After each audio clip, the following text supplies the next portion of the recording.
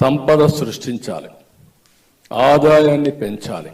ఈరోజు మీరు చూసినప్పుడు మెడికల్ కాలేజీలు కూడా కొంతమంది కావాలని రాజకీయం చేసే పరిస్థితికి వస్తున్నారు.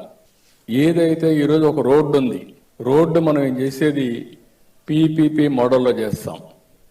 10-15 సంవత్సరాలు వాళ్ళు రన్ చేస్తారు, రన్ చేసి మళ్ళీ ప్రభుత్వానికి అప్పచెప్తారు.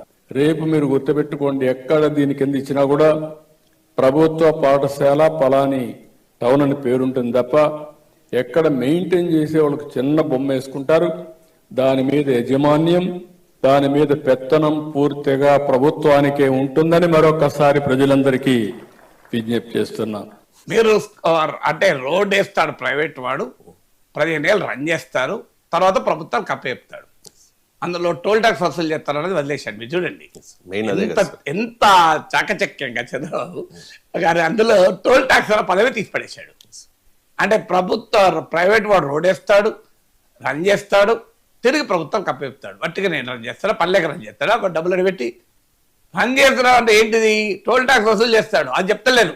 మీరు ఎంత చాకచక్యంగా ఉందో చూడండి. తర్వాత ఏమంటున్నాడు, ప్రభుత్వ పాఠశాలగా పేరుంటుంది, డౌట్ లేదు. చిన్న బొమ్మ వేసుకుంటాడు, రన్ చేస్తాడు, ప్రభుత్వం కప్పేది. ఎట్లా రన్ చేస్తాడు, మళ్ళీ టోల్ ట్యాక్స్ వసూలు చేయాల్సిందే కదా. అంటే క్లియర్గా రేపు ఇక్కడ వైద్య కళాశాలలకే పరిమితం కావడం లేదు, రేపు స్కూళ్ళలో కూడా పీపీపీ తేబోతున్నారు. ఆ స్కూళ్ళలో పీపీపీ తెచ్చేటప్పుడు ప్రభుత్వ స్కూల్గా ఉంటుంది, ప్రైవేట్ వాడు రన్ చేస్తాడు, ప్రభుత్వం కప్పచెప్తాడు. కానీ ఆ టోల్ ట్యాక్స్ అన్న పదం చెప్పరు. అంటే స్కూల్ ట్యాక్స్ ఫీజులు వసూలు ప్రైవేట్ వాడు చేసుకుంటాడు, చేసుకొని స్కూల్ రన్ చేస్తాడు.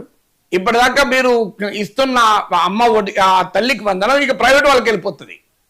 ఇక ఎందుకంటే తల్లికి ఎందుకు పోతుంది, రన్ చేస్తున్నాడు కదా, తల్లిలో పోదిగా స్కూల్. తల్లికి వందనం కాస్త ప్రైవేట్ వాళ్ళకి వెళ్ళిపోతారు రన్ చేసే వారికి, పీపీపీ కదా. సో ఒక భావితరాలకు ఏం సినిమా చూపెట్టబోతున్నారో అర్థమవుతుంది కదా.